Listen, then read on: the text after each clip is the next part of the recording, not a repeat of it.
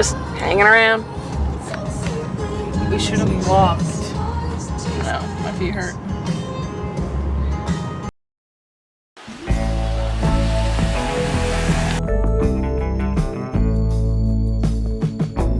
Early dawn, about time to get along. Doing donuts down 12th Street. We're into Union by the So what do y'all think? It's pretty crowded. Pretty crowded? Bugs everywhere. Really hot. Sorry. Because you go down. No, Dana. Look how you're centered and I'm on the side. Like I'm some side here. Okay, okay. Always doing. Alright. What do y'all think about the farmer's market? I think it's really hot. Yeah, a lot of bugs. How's the drink? I'd love to show you, but I'm not really in the shot. Dana's hanging up. I'm not. I'm over here. What is that? The campfire. I don't know what this is. Cold brew, but it's really hot here and buggy, and that's about it. But yeah, we're gonna go to the bookstore now because there's AC. days are long. By 5 o'clock I'm gone. So I shredded on the sunrise. Burning rubber till it burns my eyes. And I wanna do it till you apologize. The farmer's market has good coffee, but it's also has no AC. Has no AC, okay. Inside always made me crazy.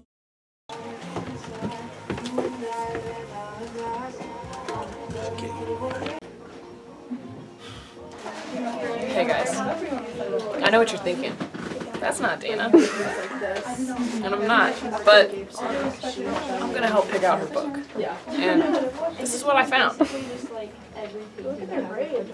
Alright, why did I pick this? For her.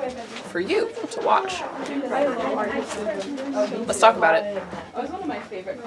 This is the line that I read, and I immediately knew this was it. It was really good. I was speaking just right before you stuck your bill in. And interesting to read this as if, you know, you're there. And, you know, I'm really excited for y'all to get to know more about this book and for Dana to dive deep into what it's all about. All right, what book did you get out? Their eyes were watching God from the help of someone in the bookstore. Really? How did that go about? Because I couldn't figure out the name of the book. Yeah. Do you like the author? I have not read it, but it was like published in like 1931. But it was also published in 2006, so I'm like confused about that. But I read the first sentence. Love it. Should I read the last sentence? Read it to us. Okay. Okay, here we go. Ready? Mm-hmm. She called in her soul to come and see. Wow.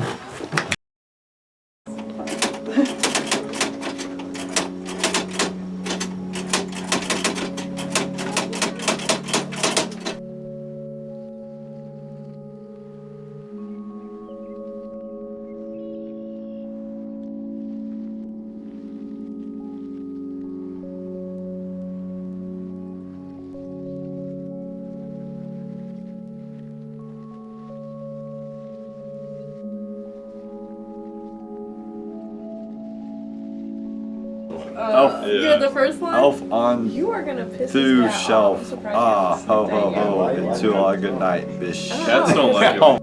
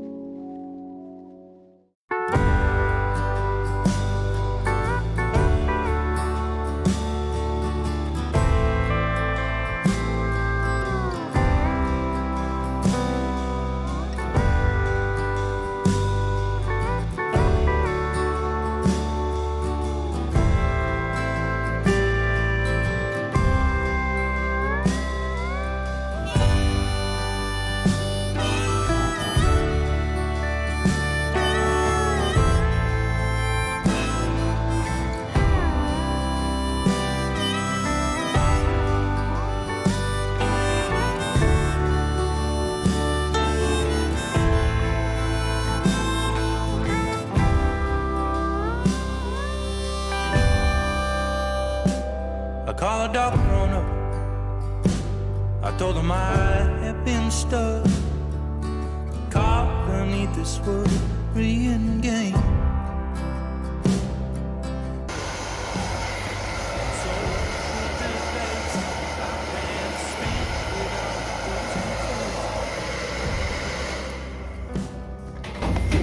Don't be a dummy like me and drop your book in the ocean and trust the chair not to fall into it. Or else you'll be blow drying paper.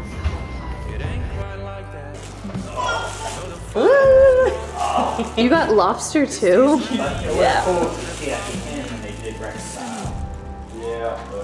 And then we'll put the last little one in that pot over there. Okay. All right, grab the spoon and like push everything down.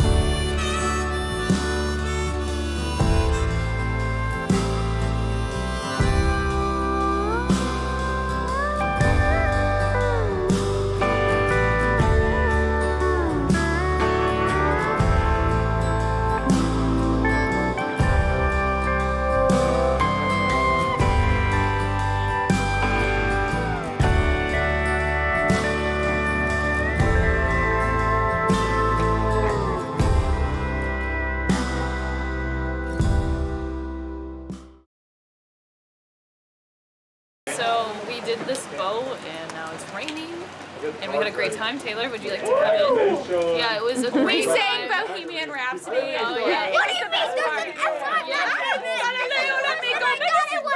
We were gonna have a good time, rain or shine. Oh. And that's what happened. Sunset in the We background. had a good time until the rain kid. A salami came. At least everyone survived except for Seen the rain.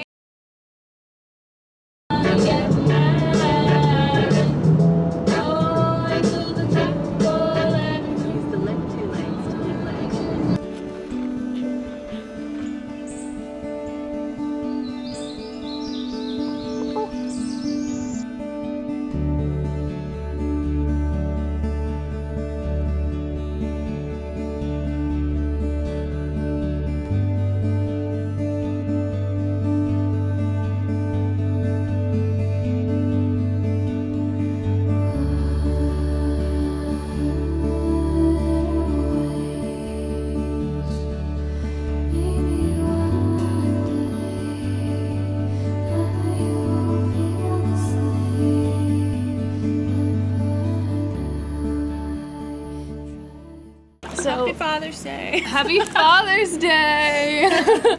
So we're reading the book that I picked yesterday in the Savannah bookstore, recommended by the Savannans.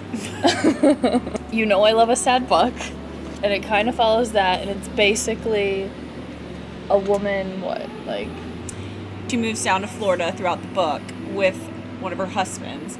And it just talks about her life and her journey through these different marriages. like and search for independence. her search for independence, happiness, love, just like she's young, she's curious, and Yeah. Okay, so I thought we'd share a favorite quote. I'm only 50 pages in. I'll say mine first. So this is her first, she's with her first husband right now, and she's only like 16 years old, which is crazy. And he's basically telling her, like, get on, move with it, get quick, do it quick. And her response is, my mama didn't tell me I was born in no hurry, so what business I got rushing now. I love that quote. And I loved that response. I know. And I just feel like we're all moving through life Way too quickly. way too fast, and we just need to slow down. And that's gonna be my response to anyone, even at work. If you're telling me to move quick, if it's 911, my mama ain't tell me I was born in no hurry. It is like the southern, like everything's slower down here. Yeah, it we're is. in no rush. No and that's what rush. we're gonna do. We're not leaving the house today. We're just gonna read and chill swim. by the pool. And okay, so my favorite quote so far is like every chapter she just has a killer sentence. And you're like, oh my God. And she italicizes it too, because she knows that that's an amazing line. So I'm going to read the beginning of chapter 3. She goes, there are years that ask questions and years that answer. Janie had no chance to know things, so she had to ask. Did marriage end the cosmic loneliness of the unmated? Did marriage compel love like the sun, the day? Love that. Wow. And it's Wow. so good. Wow. And wait, okay. Now, but then she Wait, go to finds the out. one about the woman. She finds the answer. She finds the answer. At It's the so good. end, Okay. oh my god, wait. Okay, there it is. Okay, so then the end of chapter 3, she figures it out after that first husband. Yes. She said, she knew now that marriage did not make love. Janie's first dream was dead, so she became a woman.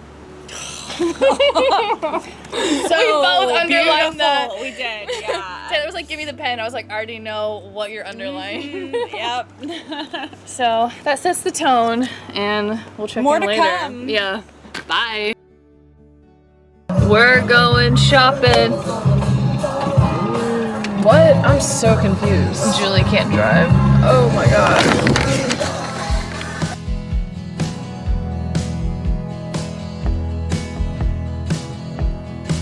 Where you sat with me by the fire. I'm cold, I need to feel your warmth.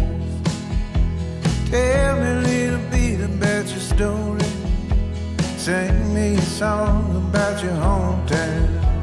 Listen to the river, hold me to the flames. Shed a little bit of salvation on my soul. Lay me down easy, sing me sweet songs. Be gentle, I've been carrying a heavy load. Listen to the rhythm tonight. I've been working on the long game,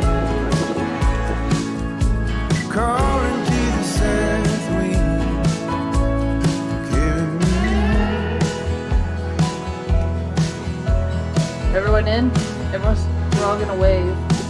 Will you sing for me, Caroline? Wave. Sing Where's me a Tasha? sweet melody. I get lost with you in the springtime, lost in your warm reverie. Moonlight shining down like a dream. Tender words in the night washing over my soul. Two hearts beat fast like a Like, but I might do it tonight. He's like, all right, well, but that's just who he is. Yeah. Hopefully that doesn't. I've been working on a long game, calling to the south wind. Because it's her birthday.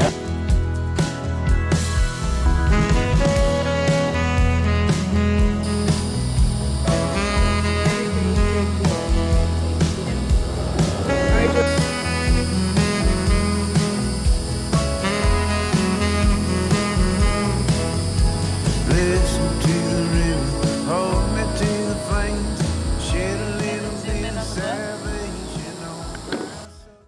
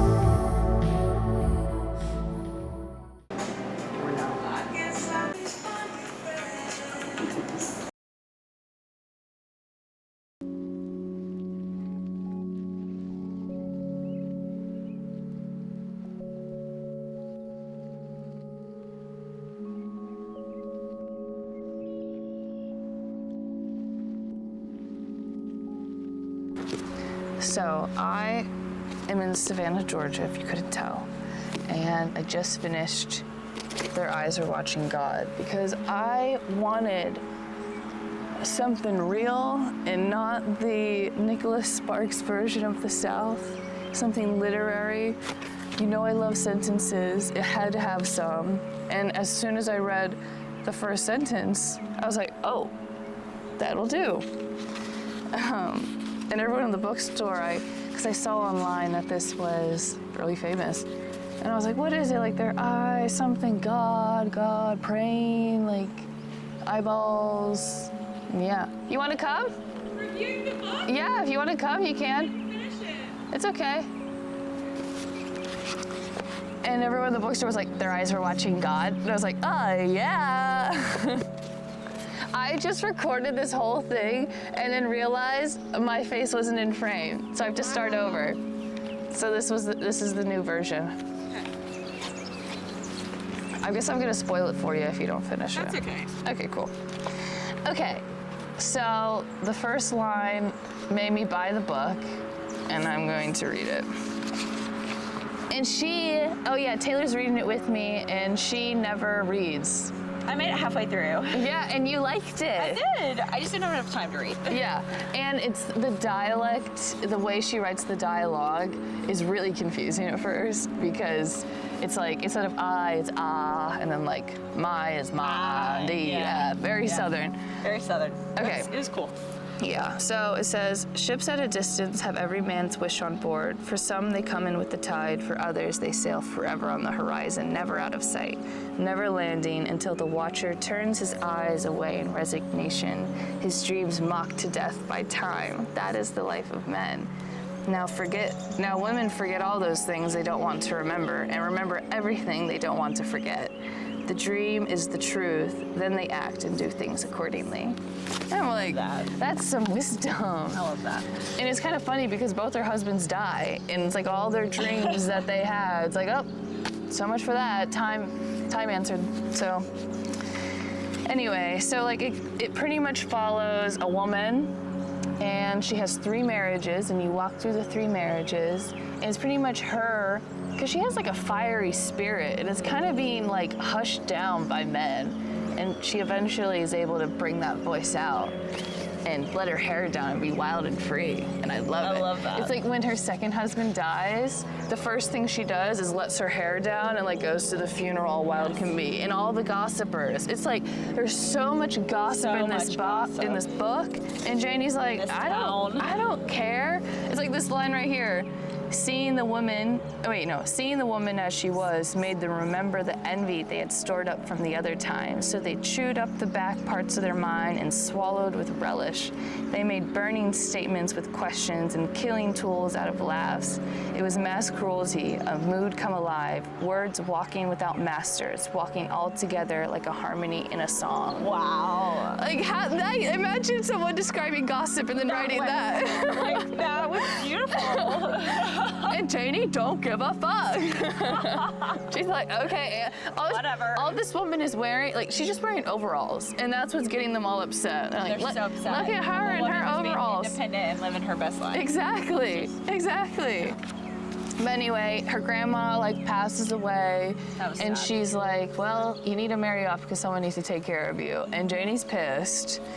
And what is she? Do you remember? Like, she's looking for like the bee to her like blossom or pollen. Like, I forget. That was a beautiful scene. I remember that, or chapter. Yeah. It's like this, but it goes throughout the whole book. So, like, I forget like what exact she's looking for, but it's something for the bee. For her blossom? Yes. So, like, okay. And she feels like it's love. That's what love is, when the bee goes to the flower. And, like, pollinates and creates more flowers. Or it creates the flower because it, like, brings the pollen. Aww. Do you want to read something? What part is it? It's when she's talking to the tree and asking how, this was my favorite part. I know. Because we're just surrounded by these, like, southern Spanish moss trees. And it's like, like, I want to think like this. So it was spring afternoon in West Florida. Janie had spent most of the day under a blossoming pear tree in the backyard.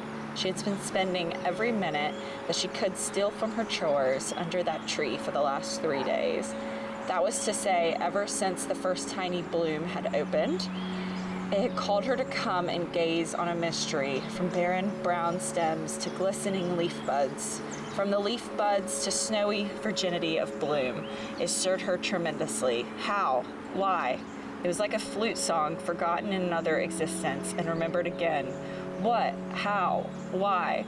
The singing she heard that had nothing to do with her ears. The rose of the world was breathing out smell. It followed her through all her waking moments and caressed her in her sleep. It connected itself with other vaguely felt matters that had struck her outside observation and buried themselves in her flesh. Now they emerged and quested about her consciousness. I'm like I need to go to these trees and see what she is seeing and thinking. Oh my God. She talks about the bees, so I just want to. Oh yeah. So she was stretched on her back beneath the pear tree, soaking in the alto chant of the visiting bees, the gold of the sun and the panting breath of the breeze, when the inaudible voice of it all came to her. She saw a dust-bearing bee sink into the sanctum of a bloom, the thousand sister calyxes, is that right? Calyxes? Yeah. Arc to meet the love embrace and the ecstatic shiver of the tree from root to tiniest branch, creaming in every blossom and frothing with delight. So this was a marriage. She had been summoned to behold a revelation. Then Janie felt a pain, remorseless sweet, that left her limp and languid. Like that is. So she's saying that's marriage, that's love, the bee and the blossom. And reading the blossom. It's so good. And then she asks the question of, does marriage compel love?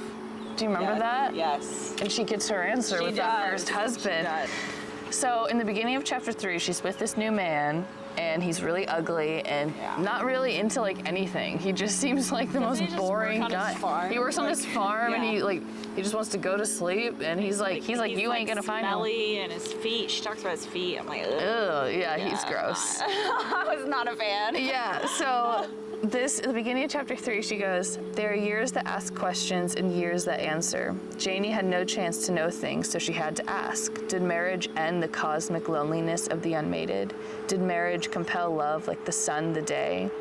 In the few days to live before she went to this first husband, Logan, and his often mentioned 60 acres, Janie asked inside of herself and out. She was back and forth to the pear tree, continuously wondering and thinking.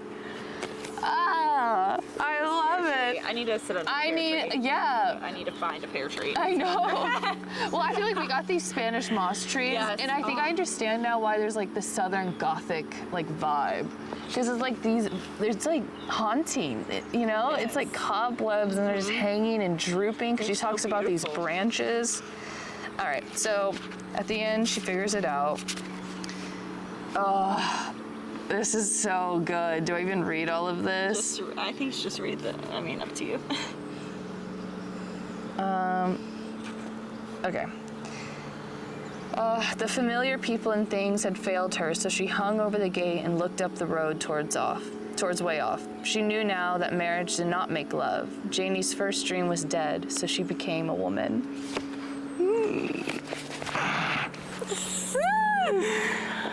And then she's got 2 more marriages after that. But pretty much, she meets this guy named Joe, and like he's super charming, but I think he loves himself more than he loves. And he just wants submission from her. He does. And it kind of gives the what's that movie? What movie? Not Grey's Anatomy. What is it called? Scandal? No. Gosh, the movie about submission. I can't remember what it's called. Well, it's pretty much that, and she has to put her hair up in a bow and la la la. But 50 Shades of Grey, that's what I'm thinking of. Oh yeah, so true. 50 Shades of Grey. Yeah, and like he slaps her, and I like what she says, if I can find it. She's pretty much like, oh my God, it was so good. Okay, I just have to find it. So he slaps her, and this is the way she thinks, which I wish I could think like this. Janie stood where he left her for an unmeasured time and thought. She stood there until something fell off the shelf inside her. Then she went inside there to see what it was. It was her image of Jody tumbled down and shattered. But looking at it, she saw that it was never the flesh and blood figure of her dreams, just something she had grabbed onto to drape her dreams over. She had an inside and an outside now, and suddenly she knew how to not mix them. And I'm like, yeah, it's crazy, like the expectations or like what we put on to people. It's like, no, like they were never that. Like that's a guy. Like why are you expecting, I mean, we should expect a guy not to hit us, yes. Absolutely. But I think she was just coming off such a terrible marriage, and this charismatic guy came and she just latched my hero, and like she also just wanted to move probably, and he was taking her down to Florida to this new community. Yeah. It was adventure. Adventurous. Yeah, so she put a lot onto him, and I think he wanted her to be like, think that he's this great guy, but nah, he's just like everybody else. All right, so then he dies. Spoiler alert. Had not. He dies of old age. Old age? Really? That many years he was, it was about like 20 or 30 years they were together. I know. Wow, I missed this. I've not gotten there yet. Okay, but this part is so good because it's again like the town's gossip and expectations of her and how she says this, because she's not wearing black and because she wants to wear blue. And the town's like, why are you not wearing black? You should be mourning right now. And this is how she says it. She's like, I ain't grieving, so why do I have to mourn? Tea-Cake loves me in blue, so I wears it. Jody ain't never in his life picked out no color for me. The world picked out black and white for mourning. Joe didn't. So I wasn't wearing it for him. I was wearing it for the rest of y'all. Okay, Janie. Okay, girl. Do what you want to do. Yes, be a rebel. Exactly. And her hair's down. She's having a good time. And then, all right, she meets this guy named Tea-Cake. Tea-Cake. Okay. And he's younger than her, and he's got the young spirit, and it's very fun. And she's finally able to be young herself, because at like 16, she was thrown in a marriage and had to like be a wife and act like it. So he lets her experience just being free, and it's really nice, and they love one another. It's crazy how like our older generations try to control the way we live our lives. Like, because her grandma's the one that threw her into that marriage because she wanted her to have a stable life because her grandma was. Well, her grandmother was saying like, because her grandmother was a slave, and her dream for her daughter was to be able to sit on a porch and relax. And like that was the dream. And that was the dream. So she didn't force her into the marriage, but she talked her into it. And really, she's like, okay, I'll get married at 16. Exactly. And so when she meets Tea-Cake, she's like, it's been 20 years of me sitting on a porch. Like, I'm ready to live, and that's my dream. And my dreams could be more than my grandmother's. Okay, so what was I looking for? Anyway, okay, so then a hurricane happens. They're down in like Orlando, and he helps her, like he has to rescue her because a dog like is about to like kill her. And he like saves her from the dog. Okay. And then they're off living her life. Apparently the dog was rabid and he got bit and they didn't realize. And so he's becoming like rabid and getting rabies. And she's trying to help him, but the doctor says it's too late, just like give him like the best way to go or whatever. And he's sleeping with a gun underneath his pillow, and there's 3 bullets in it. And Janie's like, oh my God, well I can't take the gun away or else he'll be like, where's the gun? And try to like go after her. So she's like, all right, I'll put the rounds, it'll be 3 empty shots. So then I'll have a warning if he does try to shoot me, and I can take the gun from him. And he tries to shoot her, and so she gets the rifle, and they both shoot it at the same time. It goes above her head, and her shot goes into his heart. And it's really sad because that was like the love of her life, and she was finally happy. And the town, again, everybody in the town thinks that she like just murdered him just to murder him. And she said at the end of the trial, she was like, it would be worse for me. What did she say? At trial, she was like, Janie sat like a lump and waited. It was not death she feared, it was misunderstanding.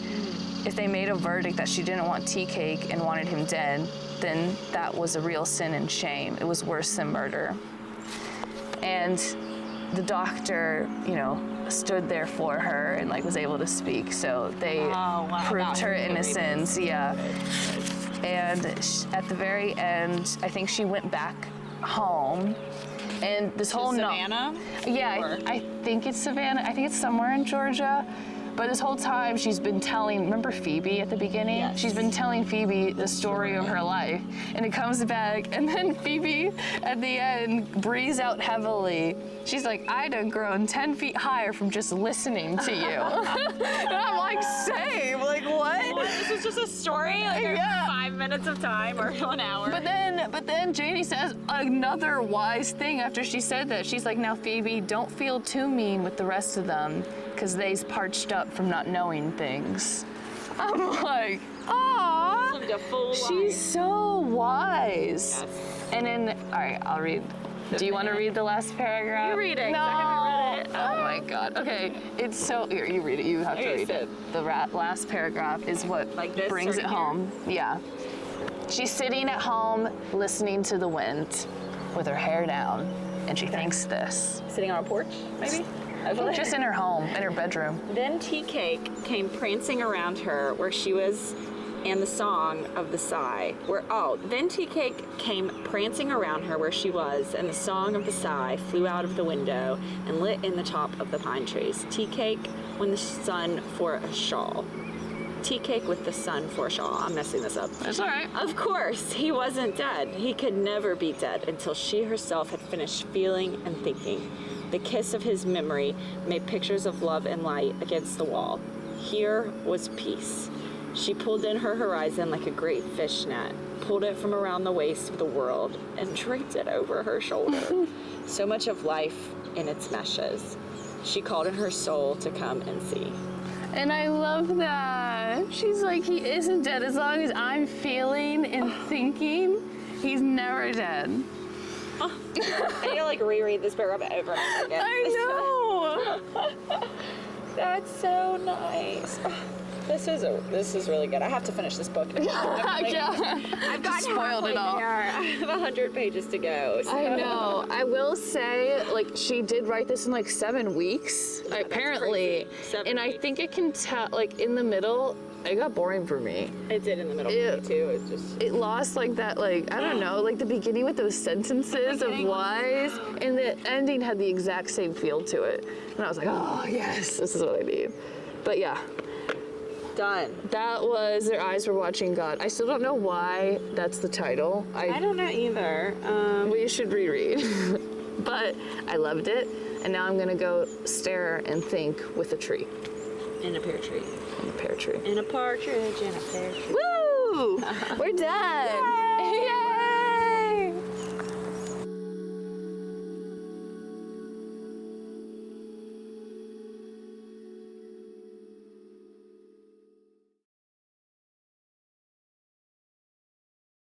So I got, oh my god, this wasn't supposed to be in the video. We're back in New York, but Annie's here and she's reading the book. And in the back of the book, tell me what she did. She worked as a librarian at Patrick Air Force Base in Florida in 1956 and got fired in 1957. Didn't she get her PhD? No. January 1935 makes an abortive attempt to study for PhD in anthropology at Columbia University on a fellowship from the Rosenwald Foundation. In fact, she seldom attends class. And not only that, but she got married and divorced within a year twice. I want to be friends with her. Feminism. A dozen short stories, 2 musicals, 2 books on Black mythology, dozens of essays, and a prize-winning autobiography virtually disappear from her readership for 3 full decades. What was she doing? I don't know. I know what she was not doing.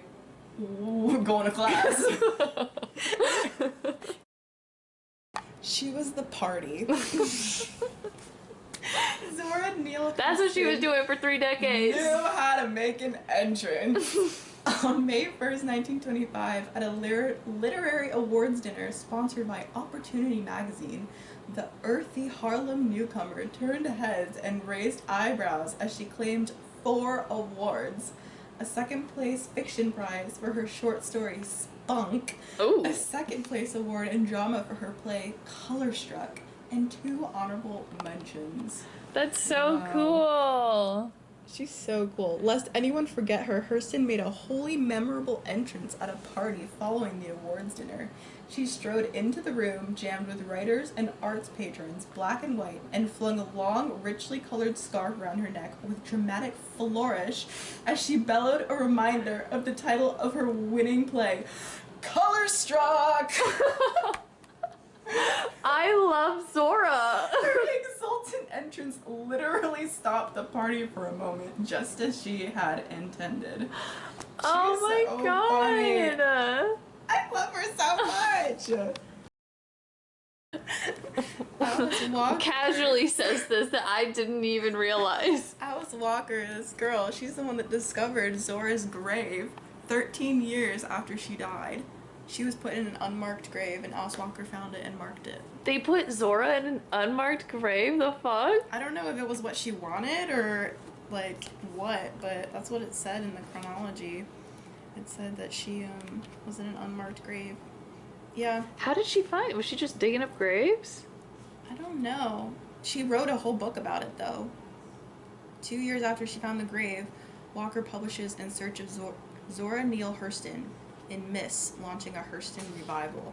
Oh my god. So I guess it's like Alice Walker brought her works back to life.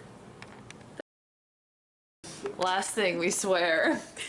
The prototypical black novel of affirmation. It is the most successful, convincing, and exemplary novel of black love that we have. Period.